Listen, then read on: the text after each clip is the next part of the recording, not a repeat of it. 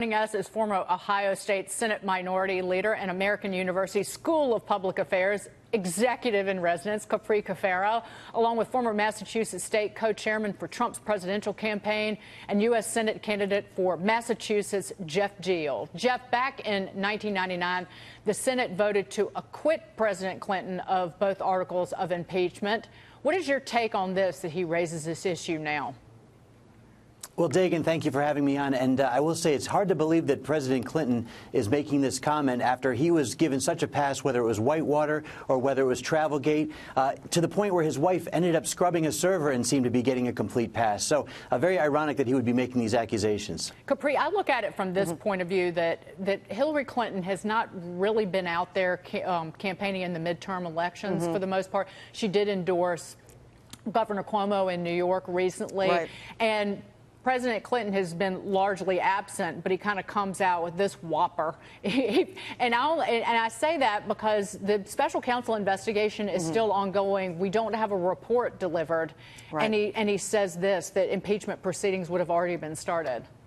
Look, I think that, President Clinton he is somebody, obviously, he's gone through this before personally. His wife lost. So I think that there's just a little bit of maybe a bad taste in his mouth, if you will, over this whole impeachment thing. I think that, he's gone through this before, and I think that the only point, frankly, that I think President Clinton is making is that, if it was a Democratic president and a Republican Congress, maybe it would already be done, and vice versa. Look, there's a lot of concern that if the Democrats take back the House, that they could start the impeachment process. So, unfortunately, what has happened with impeachment is that it's become a political hammer more than a legal proceeding, and that's a problem.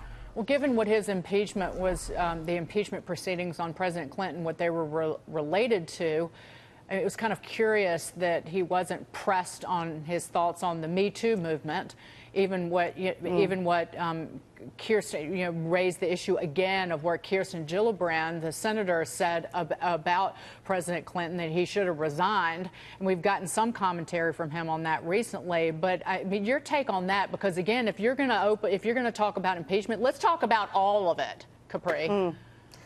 I think we also need to put some context into this interview. Apparently, Bill Clinton just wrote some sort of a political thriller with John Patterson. Yeah. So, I mean, he's doing these interviews as part of a book tour. But sure, I mean, I've always said you got to be equitable in these conversations, whether you're a Democrat or a Republican. If you're going to have the conversation surrounding this, then sure, I mean, be fair and have a conversation about the reasons behind impeachment, which were not just Monica Lewinsky, but frankly about lying, as part of a deposition. So, but it was related to the Lewinsky affair. I mean, the charges were directly related to that. Right, of course. I mean, again, I think that, the Clintons, frankly, and I say this as a Democrat, and I loved Bill Clinton as a president. I was not really crazy about Hillary Clinton, but the Clintons are part of the past, and we need to move forward and redefine the Democratic Party and stop continuing to go back and relitigate things from the 1990s. We need to move forward. President Clinton also weighed in on the mainstream media bias allegations when President Obama was in office. Listen to this. They did treat him differently than other Democrats and Republicans because it was the political press. I don't know. They liked him. And they liked having the first African-American president. And he was a good president, I think. Well, I want to get your thoughts on this, Geoff, because, again, he's weighing in on some very serious topics.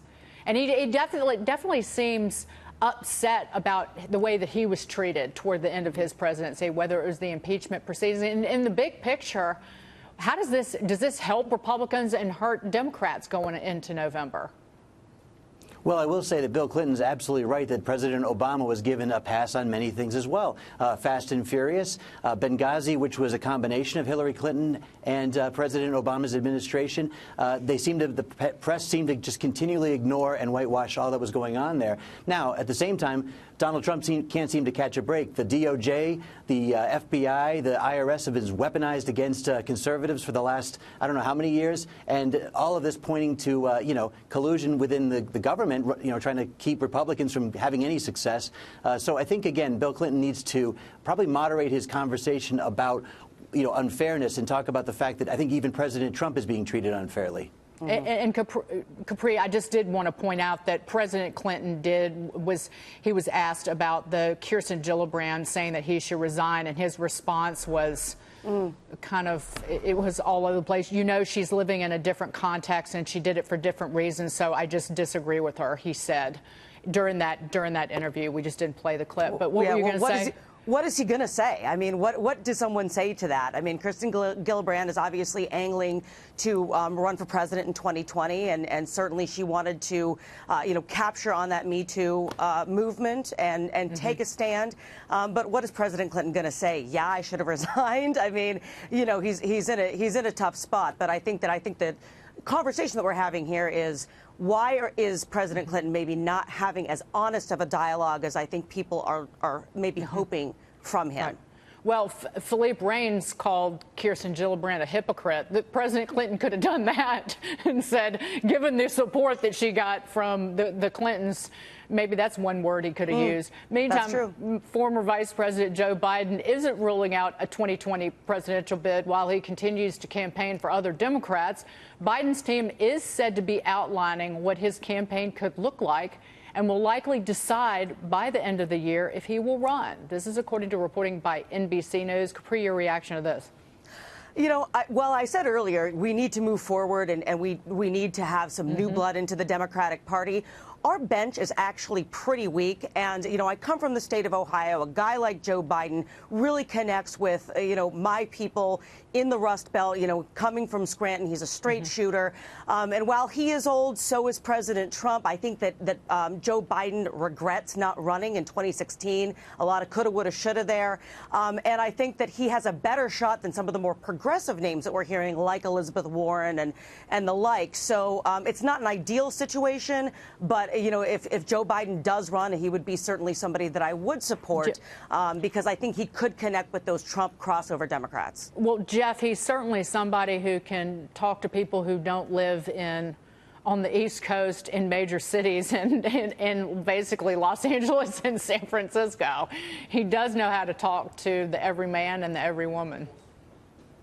Yeah, no, Dagan, and I think it was interesting. My opponent, Elizabeth Warren, was in Ohio just a few weeks ago stumping for a Democrat governor's candidate because I think she's trying to grease the skids for a 2020 run, obviously. But showing that Joe Biden's out there thinking that he has a chance of running just, I think, is a good example of why Elizabeth Warren has no chance of becoming the nominee for 2020. She's done nothing for Massachusetts, no credits to take, nothing to take credit for, and now she's basically wants re-election so she can spend 2 more years doing nothing for Massachusetts. That's why I'm running this race, to make sure that people know they have a choice in November to have someone who's going to work for them down in Washington, D.C. versus someone who doesn't even have a chance to run in 2020. Capri, it was good to see you as always. Capri Cafaro. Absolutely. And Geoff Diehl. Thanks for coming on.